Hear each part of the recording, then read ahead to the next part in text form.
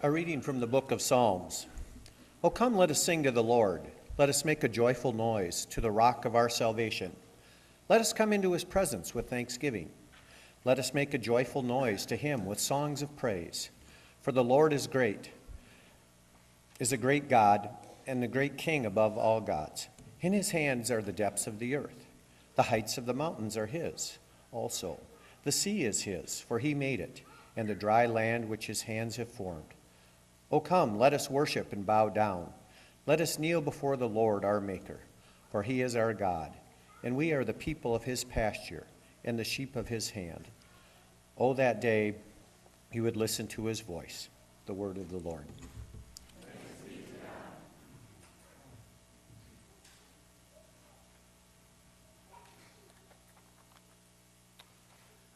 I want to really emphasize this Bring It Home sheet that is in your bulletin, hopefully. And as it says, I want you to bring it home. I don't want you to leave it here. I want you to bring it home because it's wonderful. Some of the daily, you're going to dig deep into what worship is about if you work through this in the coming week. Well, one of the truths about worship is that people always have an opinion about it. Abraham Lincoln once famously said, if all the people who fell asleep in church were laid end to end, they would be a great deal more comfortable. Isn't that the truth? People have opinions about worship, probably more than any other thing that goes on in a church. From the songs and the hymns that are picked and sung to the length of the sermon, to maybe the volume of the band, to the time of worship, the style of worship, the day you have it. We've had spats over all of this in the last 20, 30 years. And before Robert Schuller and his televised Hour of Power came along in the 60s, really your only option for worship or hearing a sermon was to come to a building like this and probably sit in a hard pew and maybe listen to the message that was coming. But after Schuller kind of broke new ground with his televised show on Sunday mornings, eventually sprang up a Christian broadcasting network. And the internet came along, and now you could, at any time of the day or night, go on the internet and a website and find your favorite speaker or watch some worship from Hillsong or some other place. And plus, we provide you, even with that opportunity, we call it Right Now Media. And you can have that on your phone or your tablet or your desktop, and at any time of the day or night you can plug into any number of great inspirational speakers. And I think this smorgasbord of choices, one thing that it's led to is a kind of a natural thing, which is maybe a dissatisfaction with local worship. And a couple of years ago, a book was printed that we've read through in council and on staff called Why Nobody Wants to Go to Church Anymore. And it was written by the founders of Group Publishing, Tom and Joni Schultz, which are a couple of youth directors that started out way back in the 60s and formed a company in Colorado to provide resources for youth directors and Sunday schools and so on. But along the way, they've been at this now for almost 50 years, they've seen some trends, and they just wanted to try to get to the bottom of it. And they wrote this book based on research that they did, as well as research other people did too. And in their interviews, they found 4 kind of main complaints that people have about church or about worship. And what's most interesting to me isn't so much the complaint, because it's sort of old news, but it's what's underneath the complaint, okay? What's the cry coming out of it? And we're going to dig into that first. Another source that they used was a book called Unchristian that maybe some of you have heard of and read by Lyons and Kinnaman. And in their survey, they found, first of all, 87% of Americans labeled Christians as judgmental. When people think about the church or about worship, they feel that they are being judged. But buried underneath that cry is this: accept me just as I am. Accept me just as I am. No matter how I'm dressed, no matter how long my hair is, or whether I have a whole armful of tattoos, no matter how I behave or what I believe, accept me as I am. The second reason people have trouble with coming like you've come this morning is because of what you're hearing right now, called a sermon. And for many people, it feels like a lecture for 15, 20, 25, 30 minutes or more. And in their research, group found that people today want to participate in a discussion rather than be lectured to. Especially anybody born after 1964, which was the end of the baby boom and the beginning of new generations.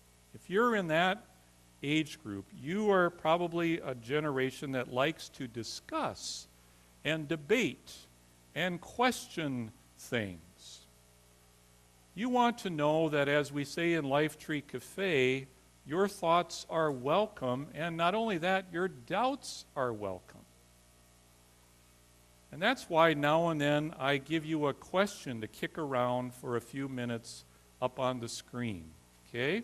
It's not just to fill time. It's to try to help you engage with each other because of this, because you want to have a little bit of a dialogue with somebody next to you about whatever we're talking about that day. We have a fellowship hour that happened between services. That's a good opportunity to do that. This morning, for probably the first time in our history, we offered 5 classes at the same time for you to pick and choose from so that you can air out your thoughts on a particular topic or subject. I'm free after this service, after every service. If you want to corner me and say, what in the world did you mean by that? Let's sit down and have a coffee and unpack some of this stuff. It's hard to do it during the message, but we're free afterward if you want to have some dialogue with us. A third reason that people don't have much time for worship or church is expressed in the old saying, practice what you preach. Or a more modern version is walk the walk, don't just talk the talk. Ever heard that? Walk the walk, don't just talk the talk. What's that mean? It means don't be a hypocrite. And that's the third thing that these surveys found. They view Christians and churches as being hypocritical. And what's crying underneath that? We want authenticity. Don't pretend to have it all together up there in front when we know you don't. Be authentic. Just be real. That's the cry coming from younger generations. And the final reason that people have trouble with this time together is that they say my everyday life concerns aren't really being addressed in the message or the service or really maybe anywhere. The message underneath that is your God, if the God you're talking about at worship is the way God is irrelevant to my life. But the good news is underneath that cry is this: I want to know there is a God. And I want to know that God cares about me. It's not atheism underneath that. It's I want to have a relationship with God, but I don't know how to find it or come to it. And so in our sermon series that have begun really last week and are going to carry all the way into next summer, we're really focusing on these things, everyday life concerns that you have. After this sermon series is over, we're going to take a look at how to find joy in a in a culture that says to you, you have to be richer and richer and richer to be happy. How do you find joy? How do you find contentment in such a world as ours? Through living simply and being generous? Or how do you handle the anxieties that come from living in this culture of ours? We'll take a look at that further on down the road. And out of this book, there did come an experience, kind of an answer to all of this. It's called Life Tree Cafe. And it meets here on Friday noons. And all of these 4 things have been addressed by it. And hopefully that is an experience that people find that they are not judged. They're not getting a lecture. You don't have to pretend to have it all together. And everyday life stuff is being addressed, as you saw on that clip that we watched. So let's dig into worship. Like last week, I just gave you kind of a primer, a 101 course sort of on prayer. And what is worship and what are the basics about it? And the first thing I want to say is it's a gift. It's a gift to you from God to use on this day that Christians call the Sabbath day. This day is supposed to be different than yesterday or different than tomorrow. Look at what the first setting aside of the Sabbath was about on the screen from Genesis 2:3. On that 7th day, God rested from all the work that he had done in creation. It's a day to rest. It's a day to slow down from the pace that you've been at for 5 or 6 days in a row. It's a day to come here like you have this morning and carve out an hour for joining together in praise of God. And a few chapters down the road in chapter 12, we see another early example of worship where Abram, before he's called Abraham, Abram has just been blessed with incredible promises from God, 3 of them. That his name will be made great. Till that point, he's a nobody. That he will be given a land to live in, he and his descendants.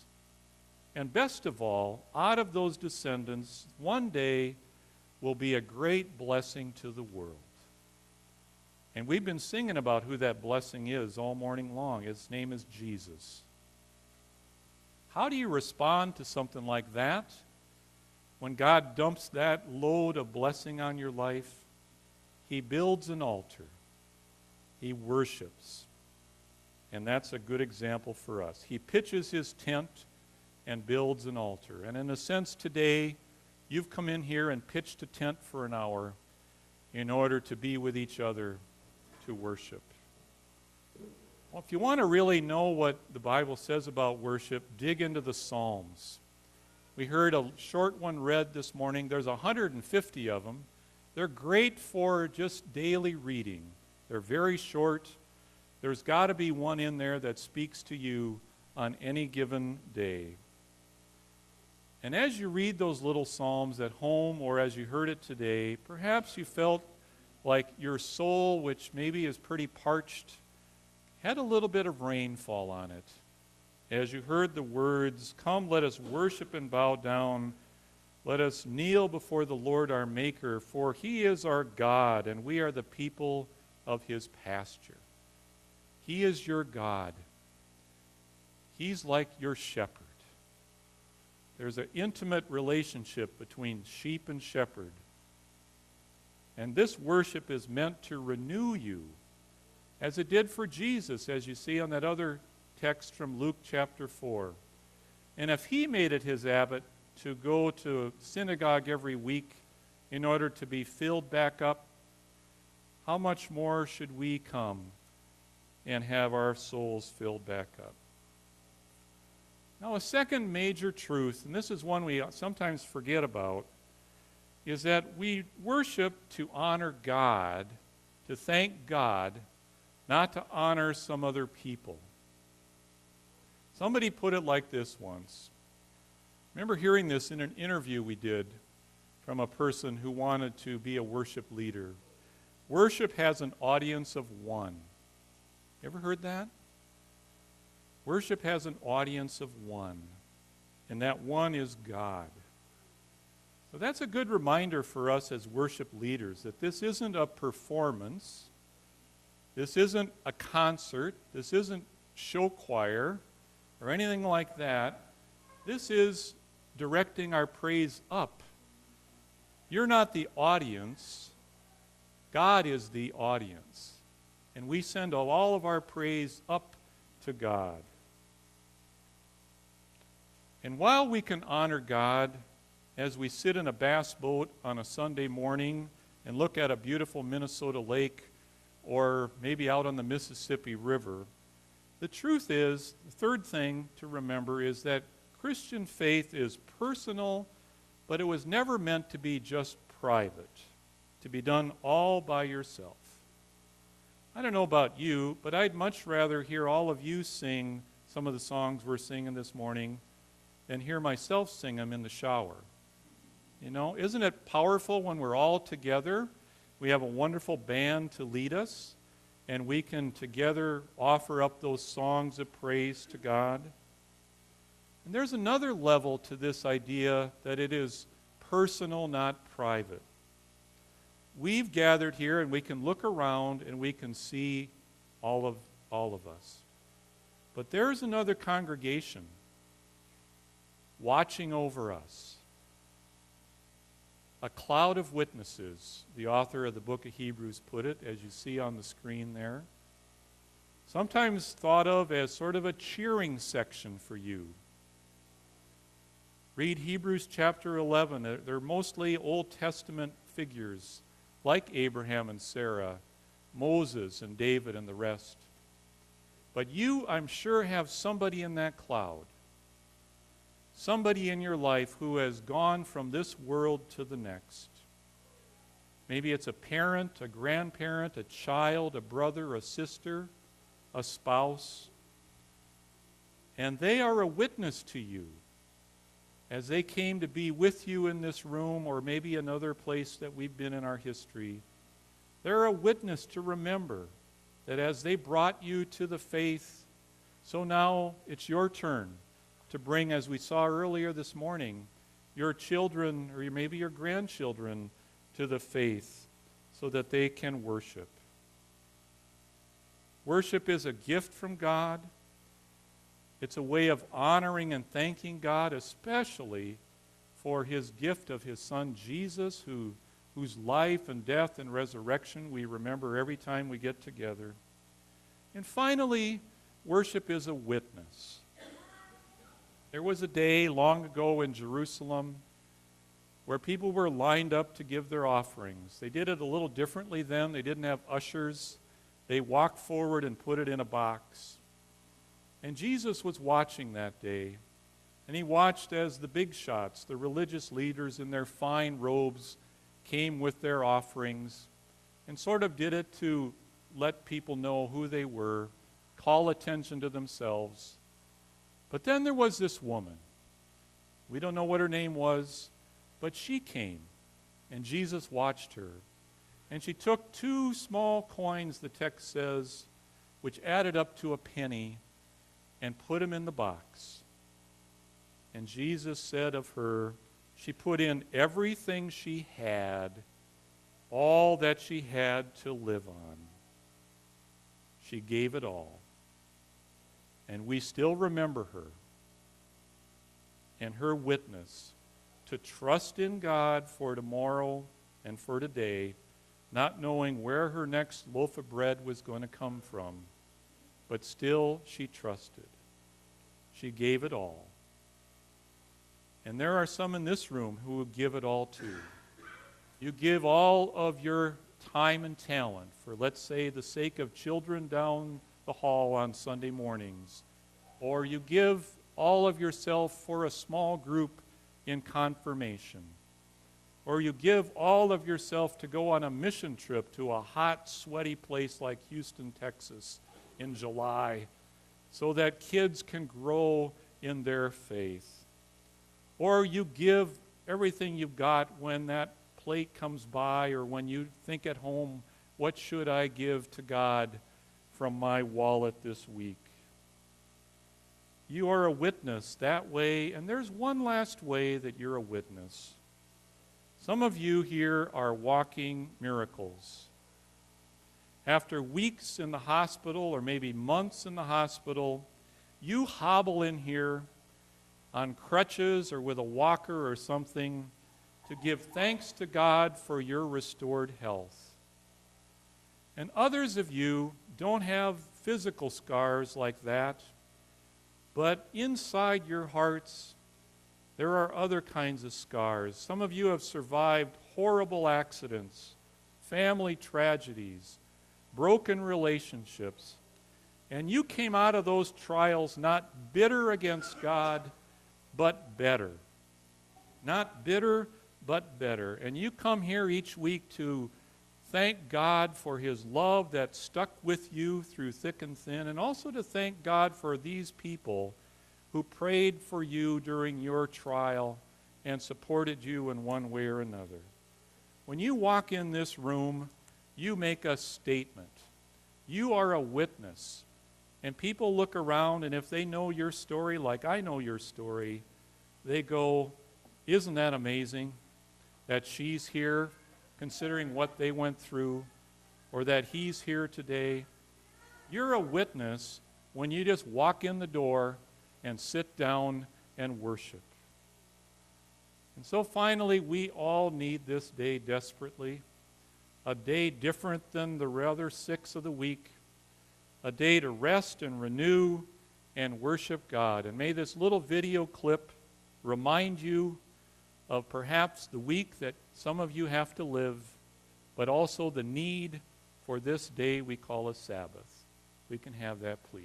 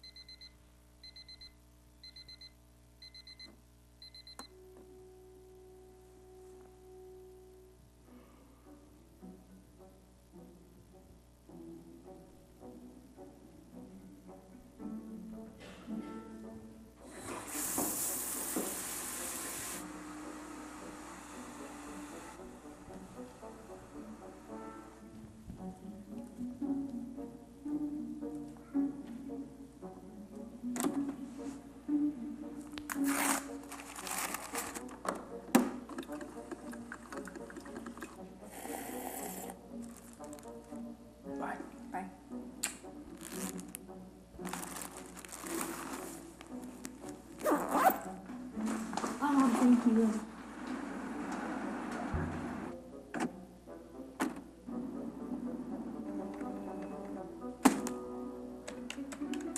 A sense of urgency.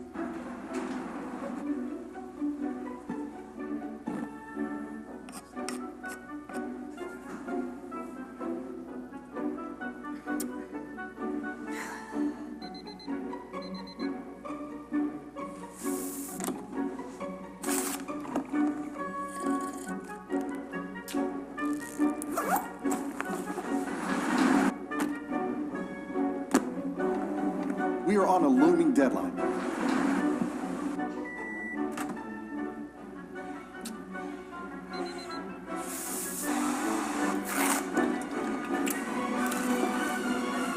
It's going to be a late night.